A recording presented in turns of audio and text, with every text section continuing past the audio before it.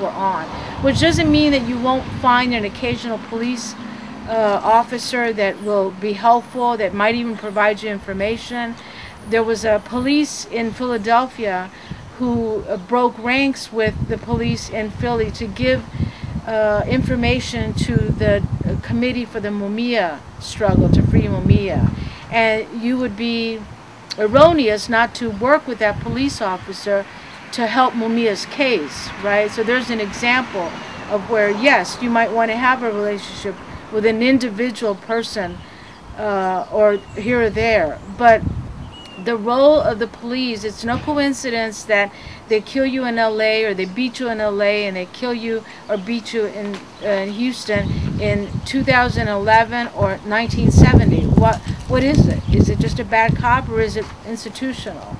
And we have to point out that the repression against the Occupy Wall Street movement, was it a coincidence that all of the parks were hit in Denver and Oakland and New York and Philly almost within 48 hours of each other? No, it wasn't a coincidence. It was because Homeland Security, the same agency that deports and represses immigrant workers, that deports our people, the same agency is the agency that organized a concerted effort to repress and attack the Occupy movement. So this is the agencies, and this is this is why we have to protest all aspects of the government, whether it's Congress or Homeland Security.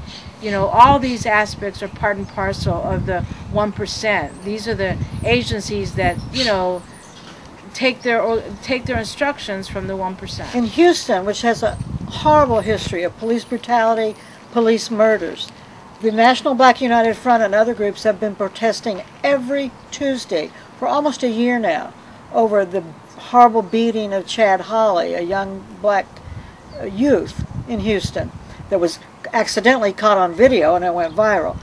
And I think it's the first part of February will be the 1-year anniversary of these weekly protests. This is something very significant, particularly in the black community in Houston. The black and Latino communities suffer tremendously under the police. I mean, I don't even want to start naming names. Pedro Organ, Jose Campos Torres, Carl Hampton. I mean, Bobby Joe Connor. You can just go forever in naming the victims of the police here. The police have never been a friend of working people, labor, and particularly communities of color, and the progressive community at all. To me, you can sum it up in one slogan, and it's a continuation of the struggles, decades prior to 2011.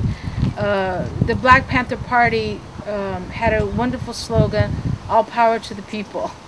And to me, the Occupy Wall Street movement is a reflection of that it's the people, it's the working people, it's the ones who buy homes in this neighborhood, the ones who go to work every day, who type or nurses, etc., and so forth. We are the majority, and we are as valid, and if not more valid, than those that exploit us. And it's time for us to tap into the power of the 99%, because the future is at stake. They are not everyone has researched very well.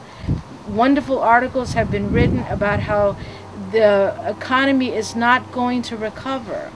This jobless recovery is a recovery for the rich, not for working people. And so if there's no jobs, if they're not coming back, if we're never going to get, the UAW fought for $15, $20, $25 an hour pay. This is a good pay. This means you can have a decent home. You can send your kids to children. The corporations do not want those salaries to come back. So what does that mean? What does that mean? That the future is bleak.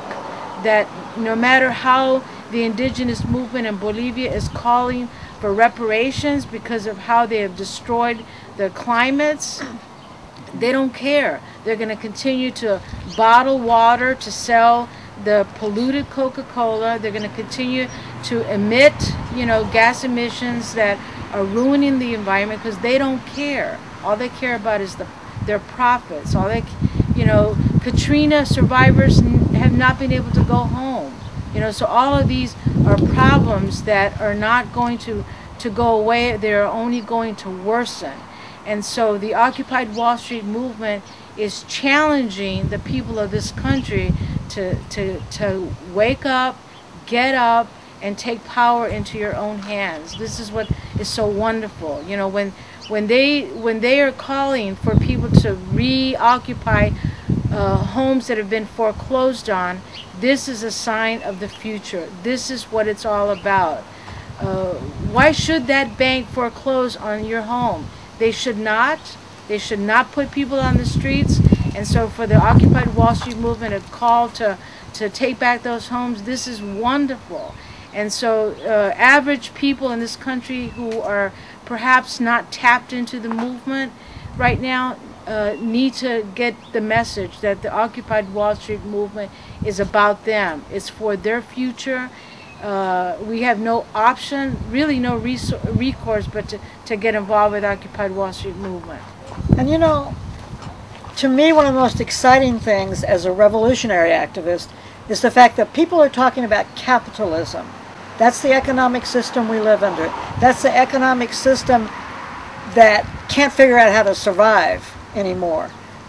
We just had wars in Iraq and Afghanistan, and who knows, if Iran or Syria or what's next. But it's not bringing back jobs.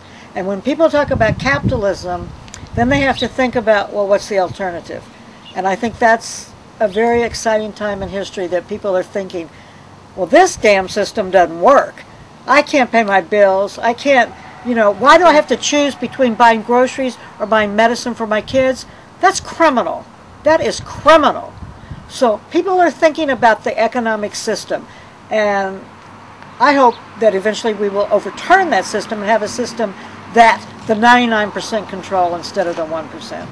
My message to young people is this. Us old-timers that have been involved since the 60s and 70s, we have been active for decades. What kept us going all these years, what kept us going through the Reagan period, through the decline of the movement, was knowing that one day people would wake up again, knowing that the future was in our hands. And the young people of 2011 and this period have taken our call, I feel. They're continuing this struggle.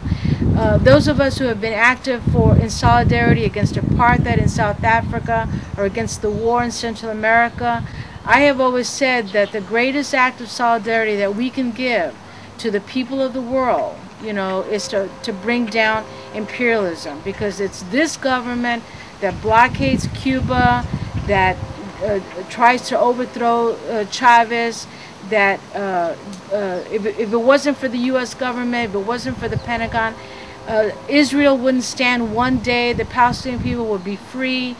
We've got to continue that solidarity, but the biggest act of solidarity that we can do in this country is to bring down U.S. imperialism. And so the young people of Houston have picked up that call, and they're going to continue the struggle. And thank you, because we need senior citizen homes for us old-timers.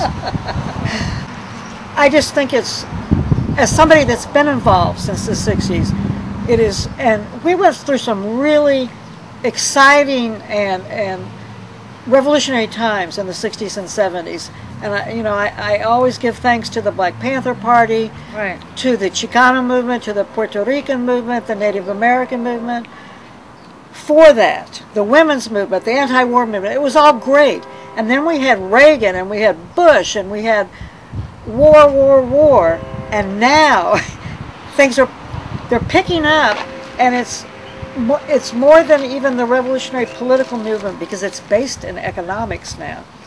And Amazing. That's a different base than it was before. That's right. The economy improved during the Vietnam War, of all the things, while we massacred God knows how many Vietnamese.